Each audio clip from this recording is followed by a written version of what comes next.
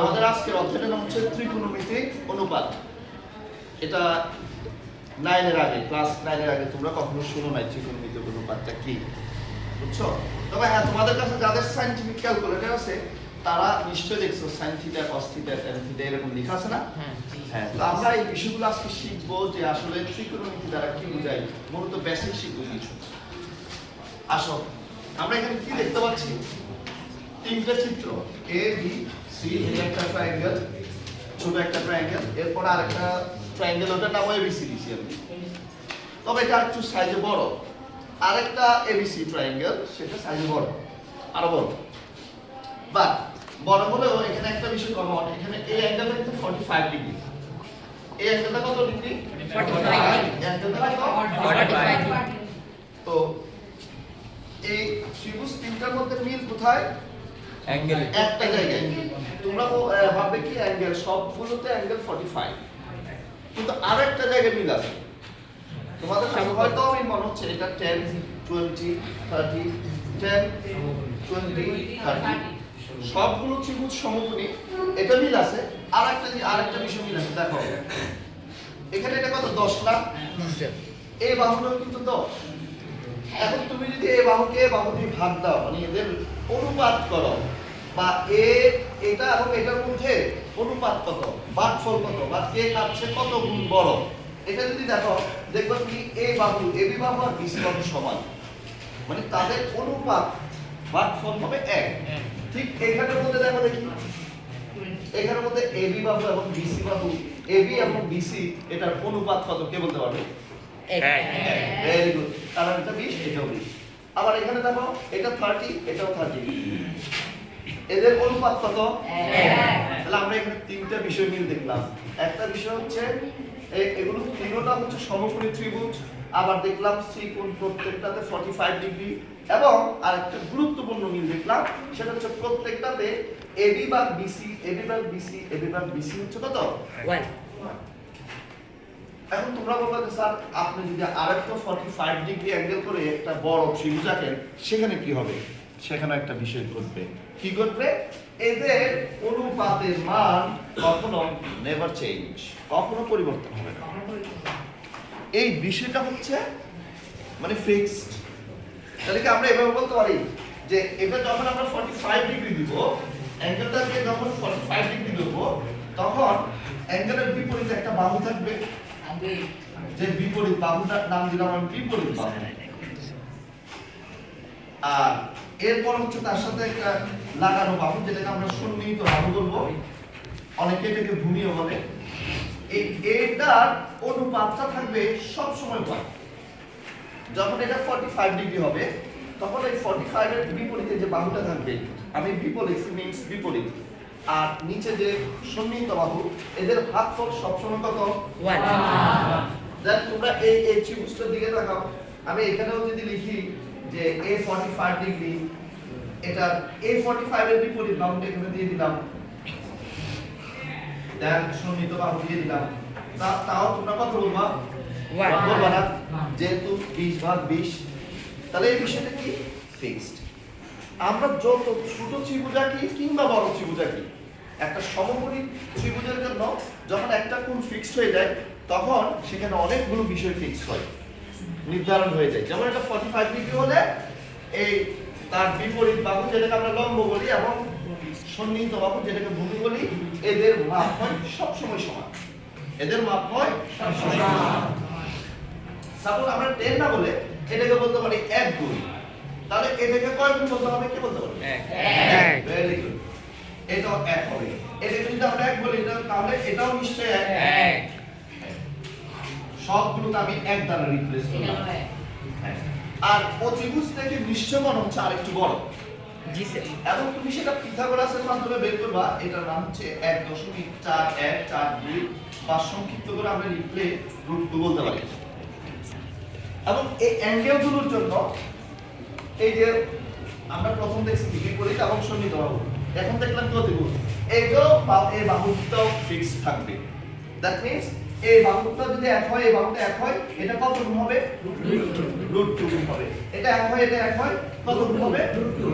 দেখার বিষয়টা যে আমাদের ট্রায়াঙ্গেলটা কত ছোট কিংবা বড়। একটা অ্যাঙ্গেল ফিক্স করলে বাহুগুলোর দৈর্ঘ্যের অনুপাত কি হয়ে যায়, ফিক্স হয়ে যায়। একইভাবে তোমরা বলো স্যার এটা 45 ডিগ্রি আঁকছেন, হয়তো এরকম 1 রুট 2 হয়েছে, আমরা এটা অন্য কিছু আঁকতে পারি না, 30 ডিগ্রি আঁকতে পারি না? অবশ্যই আঁকতে পারি। যেমন আমি এখন একটু 30 ডিগ্রি আঁকবো, দেখো 30 ডিগ্রি আঁকতে গেলে এই কোণটা আর একটু ছোট হয়ে যাচ্ছে, দেখো এই ভূমিটা বড় হয়ে যাচ্ছে, নিচের বাহুটা, তখন আর কিন্তু এই বিপরীত পাশের যে বাহুটা আছে ওটার সাথে এই বিসিটা সমান হচ্ছে না, এটা একটু বড় হয়ে যাবে। এবং আমি যদি ফিক্স করে বলি এটা হবে 1 গুণ, এটা হবে এর চেয়ে অনেক বড়, এটা হবে তোমার প্রায় 1.7321 ডট ডট, আর অনেক সংখ্যা আছে, সংক্ষিপ্ত করে আমরা এক কথা বললে √3। এবং আরেকটা মজার বিষয়, এটা 30 ডিগ্রি থাকলে 30 এর বিপরীতে যে বাহু আছে তার চেয়ে অতিভুজ অনেক বড় মিন্স দ্বিগুণ বড়। এখন আমি ত্রিভুজ যতই ছোট আঁকি কিংবা যত বড় আঁকি, এখানে আমি যখনই 30 ডিগ্রি দিব তখনই হবে তার বিপরীত বাহুর তুলনায় অতিভুজ দ্বিগুণ। এখন তুমি যদি একটা ছোট ত্রিভুজ আঁকো, ছোট এখানে 30 ডিগ্রি আঁকতে গেলে এটা যত বড় মাপ অতিভুজ হবে তার চেয়ে দ্বিগুণ মাপ। তাহলে দেখছো এর আগে আমি 45 ডিগ্রির জন্য বলছি যে বাহুগুলোর অনুপাত ফিক্সড হয়, তাহলে কি 30 এর জন্য ফিক্সড হচ্ছে না? 30 এর জন্য এভাবে 30 যে কোনো অ্যাঙ্গেল ভাঙতি তুমি 31 32 লিখতে পারো, কিন্তু আমাদের নবম শ্রেণীতে আমরা এরকম প্রধানত কয়েকটা কোণের 0 ডিগ্রির অনুপাত, 30 ডিগ্রি এর অনুপাত, 45 ডিগ্রি এর অনুপাত, 60 আর 90 ডিগ্রি এর অনুপাতগুলো সম্পর্কে শিখব, জানব। কেমন? আমি তোমাদেরকে প্রথমে 5টা চিত্র দিব, 0 ডিগ্রি, তোমার 30 ডিগ্রি, 45, 60, 90। অলরেডি এখানে তোমাদেরকে দুইটা আমি আলোচনা করেছি, আর তিনটা দেব। সেটা হচ্ছে কত? 30 এবং 45 হচ্ছে, এখন 60 দেখো। যখন আমরা এই অ্যাঙ্গেলটাকে 60 ডিগ্রি রাখতে যাব তখন ভূমিটা আবার একটু কাছাকাছি চলে আসে, এটা ছোট হয়ে যায়, বিন্দুটা এখানে চলে আসার কারণে ভূমিটা ছোট হয়ে যায়, এ বি সি।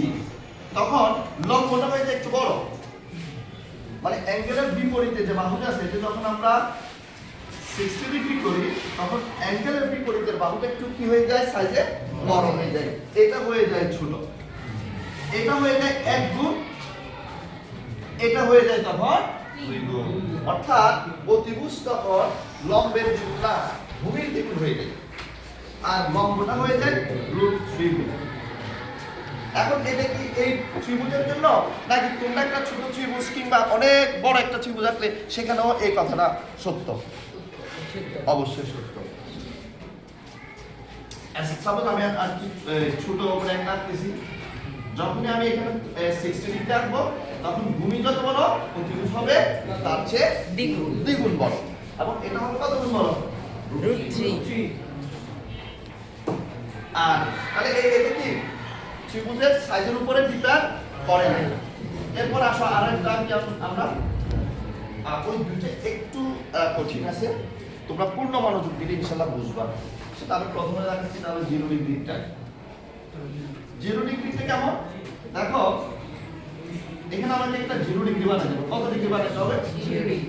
তুমি আরো 0 ডিগ্রিকে এখনো পাইলে তো এটা এখন কি তুমি মাপলে 0 ডিগ্রি পাবে না স্যার, আরো কাজ আরো ক্লোজ করো, তাহলে আরো ক্লোজ করো, তাহলে এখন 0 ক্লোজ হচ্ছে না। আচ্ছা এটাকে 0 ডিগ্রি বানাতে গেলে একটা বিষয় কি তুমি খেয়াল করো, তার বিপরীতে যে বাহুটা উচ্চতাটা লম্বটা সাইডটা একটু ছোট হয়ে আসে। আমার right or wrong? Right. Can I make you understand? Yes sir. দেখো আমি যদি এটাকে আরো ছোট করার চেষ্টা করি, দেন এই বাহুটা অলরেডি তার লেন্থ এক্সিস্টই করবে না, মানে একেবারে নাই হয়ে যাবে, শূন্য হয়ে যাবে। অর্থাৎ আমরা বলতে পারি এখানে যে কোণটা যেটাকে আমরা থিটা প্রতীক দিয়ে লিখতে পারি, ওই কোণটা যত শূন্যের কাছাকাছি যাবে এই চিহ্নটার অর্থ হচ্ছে মানে থিটা ওই সংখ্যাটার দিকে যাচ্ছে। থিটাটা মানে অ্যাঙ্গেলটা যত শূন্যের কাছাকাছি যাবে, বলো দেখি কোন বাহুটা শূন্য হয়ে যাবে? উচ্চতা বা লম্ব। Very good. তাহলে লম্ব হয়ে যাচ্ছে শূন্য। এবং আরেকটা মজার বিষয় এখানে ঘটবে, যদি আমরা এই থেকে 0 ডিগ্রির কাছাকাছি নিয়ে আসতে চাই, কি ঘটবে? এখানে একটা বিষয় ঘটবে, তুমি লিখে দাও। এখানে একটা বিষয় করবে যে অতিভুজ এবং বিপরীত বাহু একটা গায়ের উপর একটা এসে পড়তেছে। একটু খেয়াল করো, ফোকাস। যে এটাকে আমি যদি জিরো এর খুব কাছাকাছি নিয়ে আসি তখন অতিভুজটা তার সাথে মিশে যাচ্ছে ভূমির সাথে। অর্থাৎ আমরা যখন বলতে পারি অতিভুজ ইকুয়াল অতিভুজ ইকুয়াল ভূমি, অতিভুজ ইকুয়াল টু বলা যায় এরকম। তখন আমাদের তোমার বিপরীত বাহু যেটা লম্ব ওটা হয়ে যাবে 0 এবং অতিভুজ ভূমি 1 গুণ হলে অতিভুজ হবে কয় গুণ? 1 গুণ। এটা কখনকার জন্য? এখন আমি ত্রিভুজ যত বড় আঁকি কিংবা ছোট আঁকি, নাকি এই ত্রিভুজের জন্য এই ঘটনাটা ঘটলো, তোমরা একটা ছোট করে আঁকলে এটা ভিন্ন কিছু হবে হবে নাকি সেম ঘটনাই হবে? এখন লাস্ট আরেকটা অনুপাত দেখাবো, সেটা হচ্ছে কত ডিগ্রি? 90 ডিগ্রি। 90 ডিগ্রি এর জন্য দেখো আমার অ্যাঙ্গেলটা বানাইতে হবে 90 ডিগ্রি। এটা তো 90 আছে, এটা এখন কি 90 হয়েছে নাকি হয় নাই? কথা বলি মানে ফোকাস দিয়ে দাও। আর তাহলে আরো কিছু কাছাকাছি নিয়ে আসি 90 করার জন্য,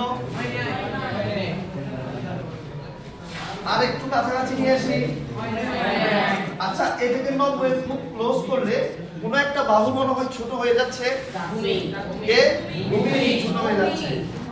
তাহলে এটাকে যদি আবারও একই কথা বলবো, যখন থিটা গোস টু 90 মানে এটা যখন 90 এর ক্লোজ হয় তখন আমাদের ভূমি অলমোস্ট 90 যাচ্ছে।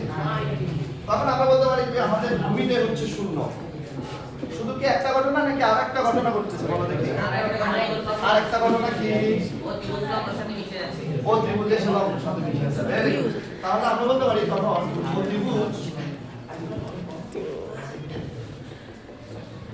ইকুয়ালস টু লম্ব।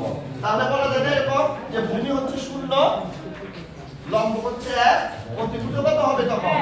1 হবে। এইটাই।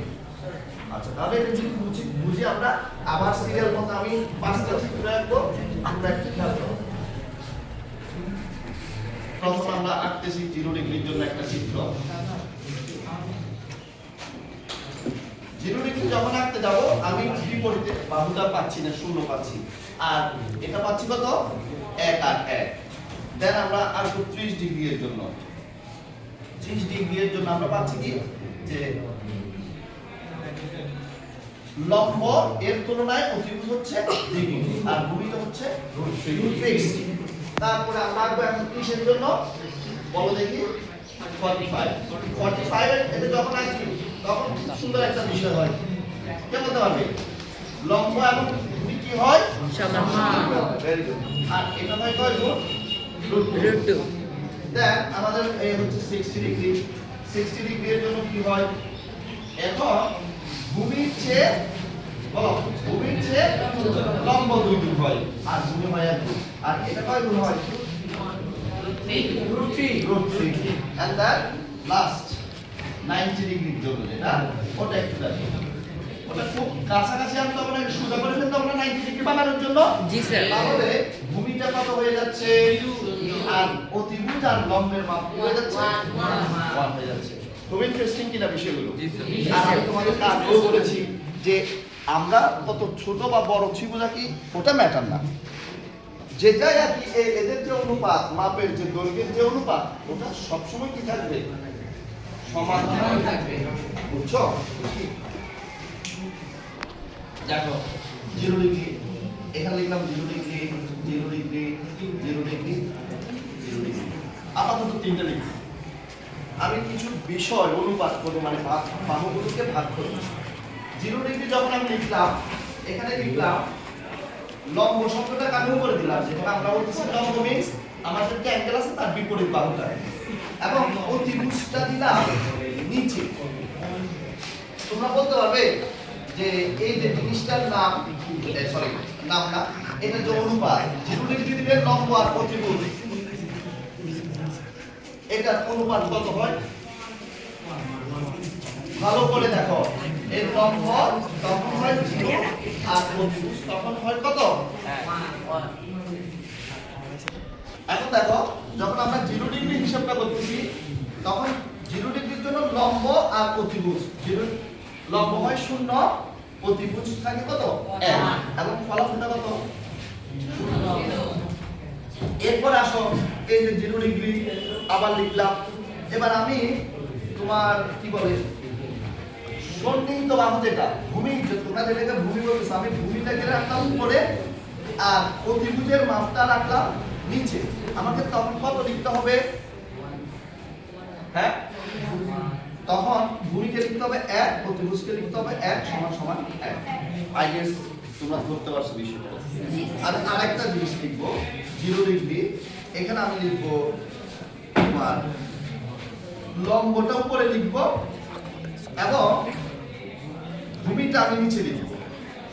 তাহলে বলো দেখি লম্বের মাপ কত হয় আর ভূমির মাপ কত হয়? সমান সমান কত? 0। এই জিনিসটা তোমরা সবাই বুঝছো না?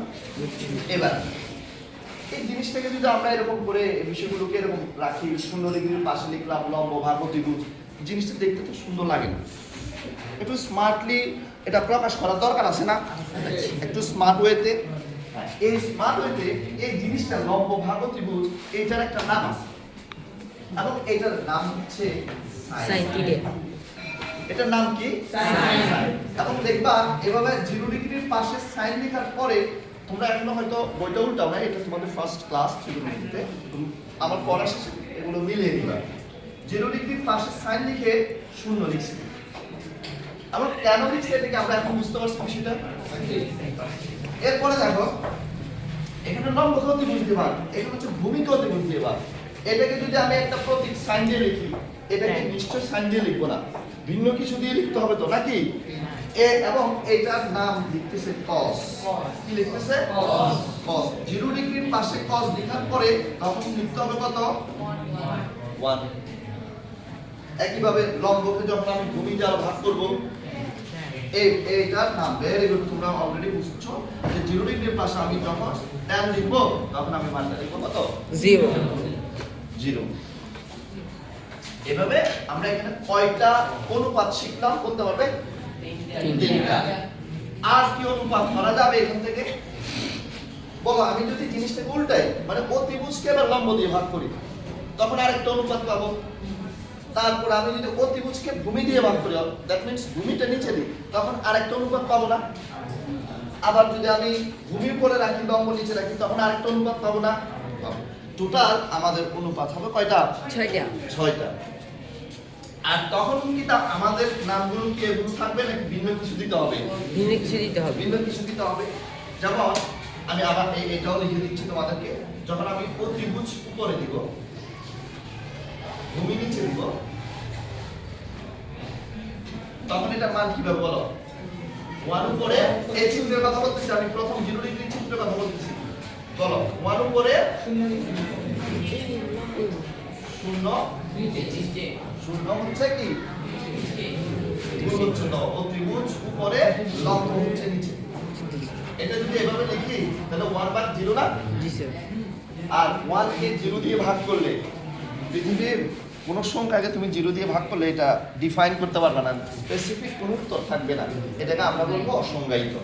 অর্থাৎ এই জিনিসটার পাশে লেখা আছে অসংজ্ঞায়িত।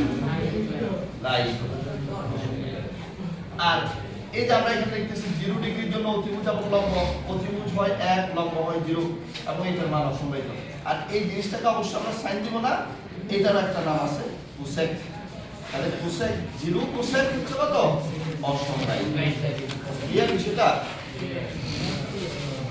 একইভাবে আমরা বাকি যে আরো আছে যে অতিভুজকে ভূমি দিয়ে ভাগ করতে পারি, তখন আমরা এটার নাম দিব কি? সেক।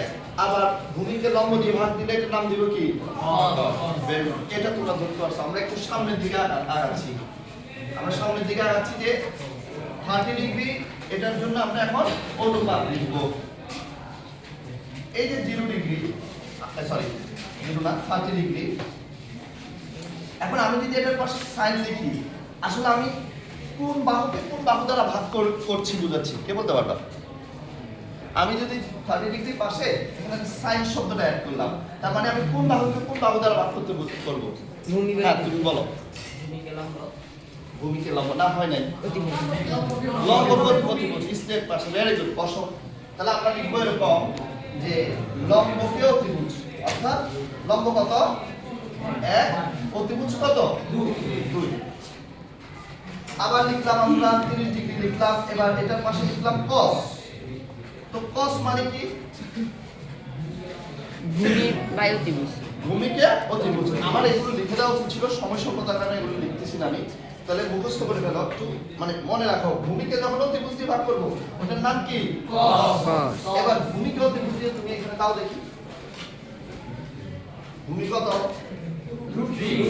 আর অতিভুজ কত এবং এটা কোনো সেন্স মেক করে কিনা মানে জিনিসটা তোমরা ফিল করতে পারো কিনা পারো না যে আমি আসলে এখানে কি বুঝাতে চাচ্ছি রুট 3 এবং 2 দ্বারা এটা ভাগ করে আর এগুলো আসতো কোথা থেকে আরেকটা রেশিও লিখবো আমরা 30 ডিগ্রি এর জন্য এখানে আমরা লিখবো 10 তামিম তুমি বলো দেখি 10 বলতে আমরা কোন বাহুকে কোন বাহু দ্বারা ভাগ বুঝাচ্ছি লম্বকে বলি এখন বলো এই আমাদের এই যে 30 ডিগ্রি এখানে লম্ব কত 1 আর ভূমি কত এই চিত্রটার এই মানগুলো তোমরা বুঝছো তো এটাকে যদি আমরা আবার উল্টা ভাবে ভাগ করি আমি বসো এটা যদি উল্টা ভাবে ভাগ করি এটার একটা নাম দিব আমরা কোসেক এটাকে যদি আমরা উল্টা ভাবে ভাগ করি এটার নাম দিব সেক এটাকে উল্টা ভাবে ভাগ করলে কি নাম দিব কট বাকিগুলো তোমরা করে নিতে পারবে না এই সংখ্যাগুলোকে তখন উল্টা লিখতে হবে আর এরপর আসুন 45 ডিগ্রিটা তাহলে 45 ডিগ্রিটা লিখলাম পাশে লিখলাম কত sin তো 45 ডিগ্রি পাশে sin sin মানে কি এটা কে বলবা কৌশিক তুমি বলো sin বললে আমরা আসলে কোন বাহু দ্বারা ভাগ করব এটা বুঝাচ্ছি বলো ভূমিকে লম্ব হয় নাই রায়হান তুমি বলো ভেরি গুড বসো দুজনেই বসো তাহলে লম্বকে অতিভুজ তাহলে এখানে লম্ব কত আর অতিভুজ কত এবার এটা বলবা এটা তুমি বলবা বল আমি এখানে পাশে লিখছি cos বল ভূমি কে অতিভুজ ভূমিকে অতিভুজ দ্বারা ভেরি গুড তাহলে ভূমি কত এখানে ভূমি কত 1 আর অতিভুজ কত ভেরি গুড এবার শ্রীকান্ত দাঁড়াবে 45 ডিগ্রির পাশে আমি একটু tan লিখলাম মানে আমি কোন বাহুকে কোন বাহু দ্বারা ভাগ করব ভূমিকে লম্ব দ্বারা ভেরি গুড বসো তাহলে ভূমি হচ্ছে 1 আর লম্ব হচ্ছে 1 এবং 1 দ্বারা ভাগ করলে ফলাফল লম্বকে ভূমি দ্বারা ভাগ করলাম লম্ব আর ভূমি এই তো ট্যাগ ও কথা সঠিক ছিল ভূমিকে লম্ব হলেও উল্টা হয়ে কট হয়ে যাবে লম্বকে এবার আমরা 60 ডিগ্রিটা দেখে একটু আমার মনে হয় তোমরা 60 ডিগ্রিটা নিজেরাই পারবে নাকি পারবে তারপর আমরা খুব দ্রুত লিখতেছি 60 ডিগ্রির পাশে আমি লিখতেছি sin 60 ডিগ্রির পাশে sin sin মানে কি sin তুমি বলো sin মানে কোন বাহু লম্ব অতিভুজ আর 60 ডিগ্রির জন্য আমাদের চিত্র কোনটা এটা তাহলে লম্ব অতিভুজ লম্ব কত √3 আর অতিভুজ কত এবার আর মান দাঁড়াও 60 ডিগ্রি এটার পাশে আমি লিখছি cos এটার পাশে লিখলাম cos তাহলে কোন বাহু দ্বারা দেখো মানে কত ভাগ কত লিখবো এখানে ভূমি ভাগ অতিভুজ তাহলে এখানে ভূমি কত 1 অতিভুজ কত ভেরি গুড এরপরে মাহি দাঁড়াবে মাহি তুমি এখানে যে আমি tan লিখলাম তুমি সরাসরি আমাকে মানটা বলো দেখি উপরে কি লিখবো নিচে কি লিখবো উপরে কাকে লিখবো নিচে কাকে লিখবো √3 উপরে আর 1 নিচে তাহলে √3 ভাগ 1 তার মানে কি 1 দিয়ে ভাগ করলে তো কিছু না যেটা আছে উপরটাই থাকবে লব থাকবে আচ্ছা √3 ভাগ 1 হলো ওই কারণ tan দ্বারা বোঝাচ্ছি হচ্ছে এই যে 60 ডিগ্রি তার বিপরীতের বাহু বা লম্ব ওটা উপরে লিখতে হবে বসমানি আর ভূমিটা কোথায় থাকবে নিচে সবাই বুঝতে পারছো বুঝতে পারছি আচ্ছা মনোযোগ দিয়ে ক্লাসটা করছো তোমরা সেজন্য তোমাদেরকে ধন্যবাদ তোমরা এখন সবাই 90 ডিগ্রির অনুপাতটা নিজেরা খাতায় লিখো, সবাই লিখো।